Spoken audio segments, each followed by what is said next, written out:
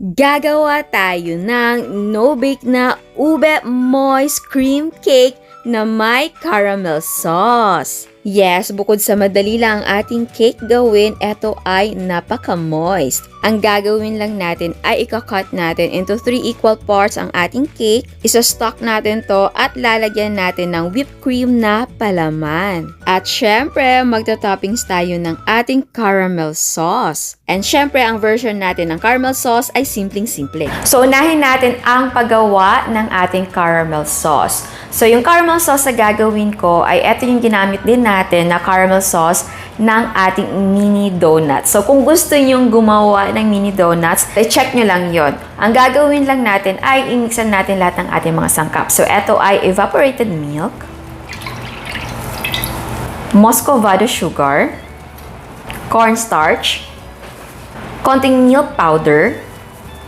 Imixan muna natin ito. Nakapatay na muna yung apoy ha. Imixan muna natin ito para matunaw yung ating cornstarch. Ayan, kapag natunaw ng ating cornstarch, ay buksan na natin ang apoy. Okay. Tapos, lutuin natin ito until maging thick or malapot na ang ating sauce.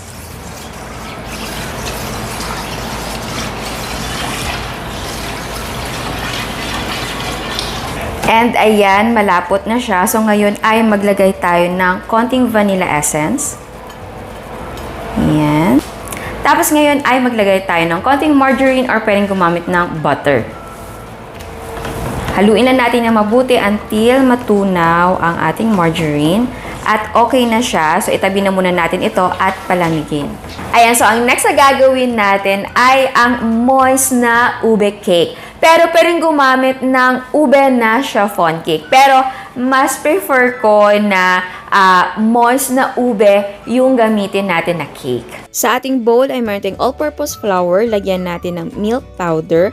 Ang gamit ko ay Bear brand pero pwedeng gumamit ng kahit anong brand. Maglagay din tayo ng baking powder, konting asin. Lagyan din natin ng white sugar. Tapos i-mix na muna natin ito. In a separate bowl naman ay maglagay tayo ng ating tubig, 2 itlog, tapos maglagay din tayo ng cooking oil or pwedeng gumamit ng melted na butter. At huwag kalimutang maglagay ng ube flavor. At haluin natin ito ng mabuti. And then, i-mix natin ang dry at wet ingredients. Tapos ay haluin natin ito until wala ng lumps.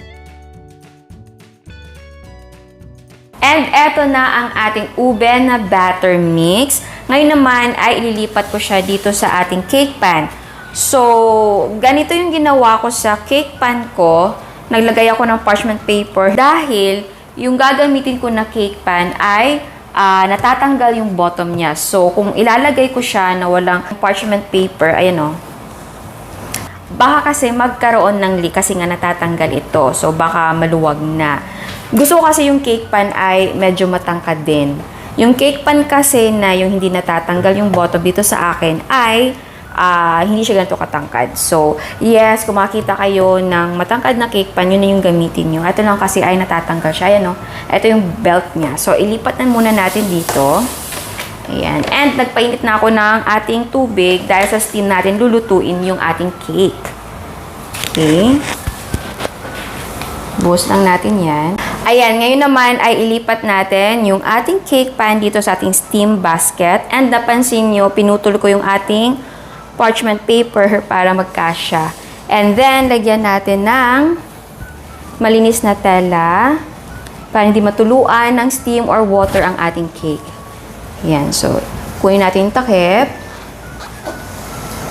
Ayan.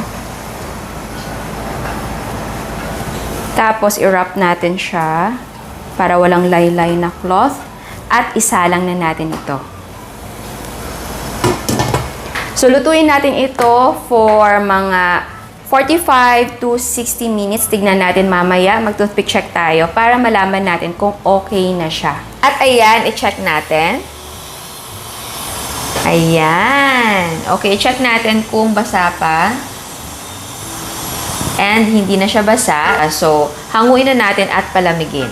And ayan, eto na yung ating ube cake. Tinanggal ko na sa kanyang molde or sa pen. Tapos, tinanggal ko na yung parchment paper. Ngayon ay palamigin na muna natin siya. So, while nagpapalamig tayo ng ating cake, ay gagawa tayo ng ating whipped cream. So, kahit anong whipped cream ay pwedeng gamitin. Ayan. So, ang gamit ko ay Whip It. Again, pwedeng gumamit ng kahit anong brand. Okay din ang liquid dahil madali lang siyang gawin. Pero kung gusto nyo i-try ang Whip It na brand at gusto nyo malaman kung paano siya i-whip, i-check nyo lang ang ating no-bake chiffon cream cake. And eto na ang ating whipped cream ngayon naman. Dahil malamig na ang ating cake, ikakat natin siya into 3 equal parts.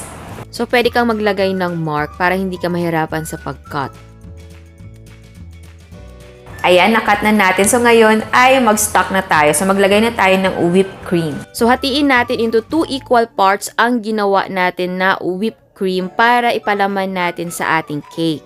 So, 2 layers lang ng ating cake ang lalagyan natin ng whipped cream na palaman. So, ito yung first layer ng ating cake. Tapos, ito naman yung second layer. And ito yung second layer ng ating whipped cream. At ipatong na natin ang third layer ng ating cake. Ngayon naman ay itop na natin ang ating caramel sauce. Tapos, spread lang natin yan. Yes, naked cake po ang cake na ginagawa natin. At ayan, eto ng ating no-bake na ube moist cream cake. Ayan, tikman na natin. And oo nga pala, naglagay ako ng additional na topping, grated cheese. Ayan, sa tikman. Oh my God. Ayan siya.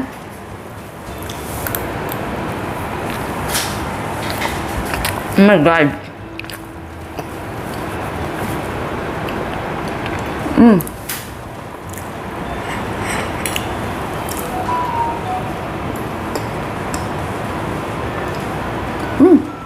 Super moist ang ating ube cake. Pero kung gusto niyo maglagay pa ng additional na palaman na ube halaya, pwede naman. Pero para sa akin kasi, okay na siya dahil yung ube na moist cake natin mismo, super malasa na, malinamnam as in.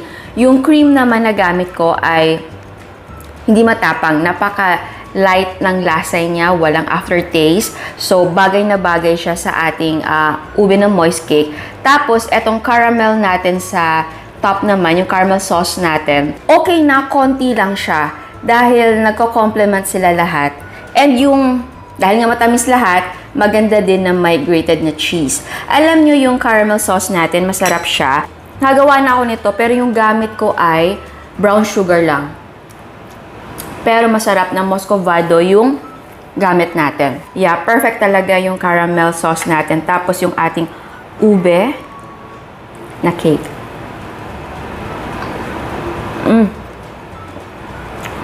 Talaga nag-complement silang dalawa. Tapos yung cream natin. Super yum. Wow.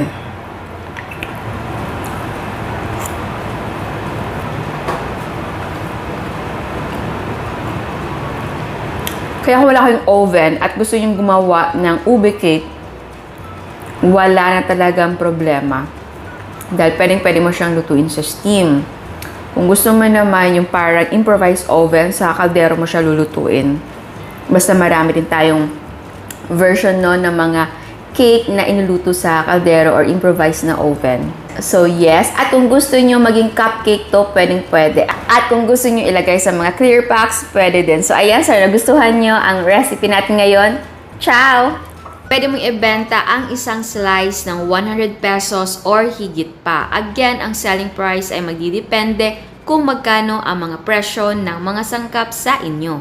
At sa mga hindi pa nakasubscribe, please subscribe sa ating YouTube channel and please click the notification bell and please click all para ma-notify kayo sa lahat ng uploads. And please don't forget to like our Facebook page and follow us on Instagram. Thank you!